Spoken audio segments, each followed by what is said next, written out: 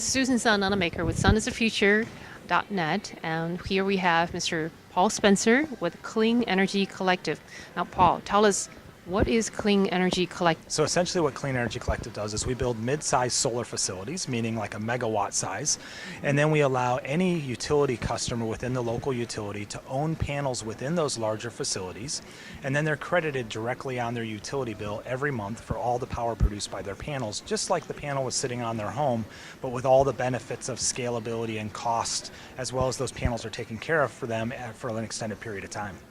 Okay, great. And how did you get started on this? Yeah, It's so a rather new concept, or at least I haven't seen that much of it before. Yeah, we essentially started the company formally 3 years ago, but it was really a progression of events for us as far as coming up with the idea. It wasn't really so much of an aha moment as much as an evolution of ideas. Starting with an electrical engineering background for me personally.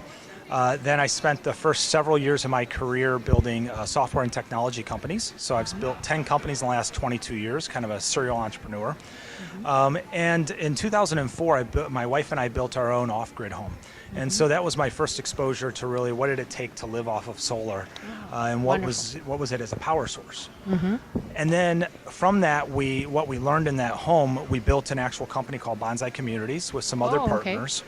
And with that company, we essentially specialized in designing and building very efficient homes that had solar integrated with them. And one such home development that we designed was 89 homes, and about a third of it was not suited well for solar because of high trees. Oh, this is what was in which city? Yeah, so this was actually outside of the Aspen area in Colorado. Okay. And so knowing that half of or a third of the neighborhood was shaded quite heavily, we went to our local utility, which is Holy Cross Energy, and asked them that if we put a bunch of solar in the middle of the neighborhood, because there was a nice open field, could we somehow get the benefit of that array to each of those individual homes so we could get this net metering. We wanted to have a zero impact community and have net zero metering. And they said if we could figure it out technologically, they would allow us to do it, which was very lucky for us. So fast forwarding a couple of years, being an engineer and kind of a statistical person, was just disenfranchised with how much solar we'll have to put on homes, one home at a time, across the nation, to really make a dent in the clean energy world. And so with that, kind of started noodling on what are the barriers to entry for everybody to have solar. And one of the barriers I was surprised to learn is that only about 15% of electrical customers in the United States can actually put solar on their home. So that means that there's 7 times as many people that can't be part of the solution. We need a lot more.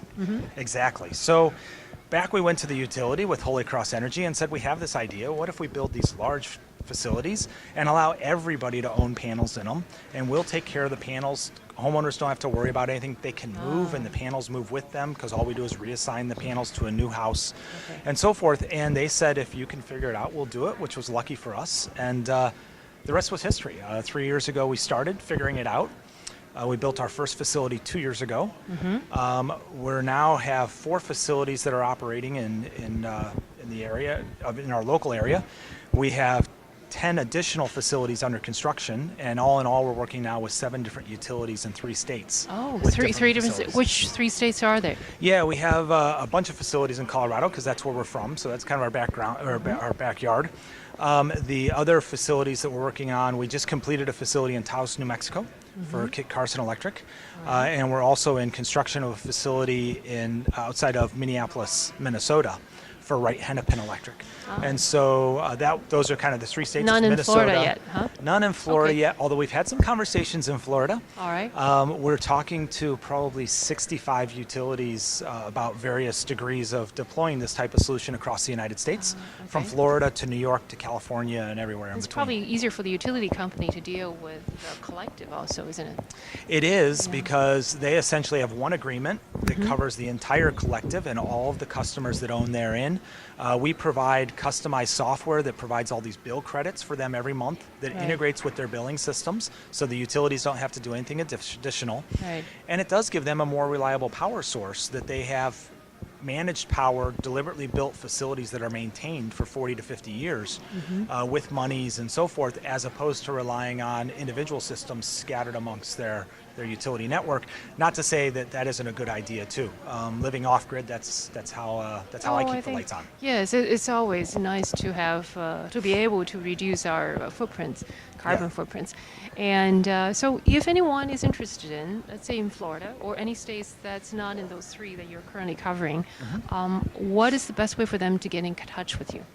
The best way is probably through our website, which is just cleanenergycollective.com or easycleanenergy.com. Either of those will get you there. And from there on the contact page, we have where you can submit for interest and we can follow up with you.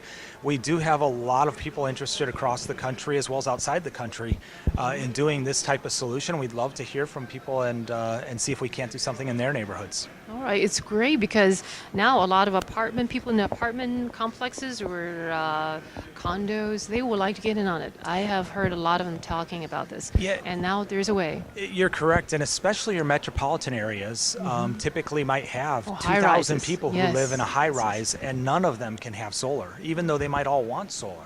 So this gives all of them the ability to have solar.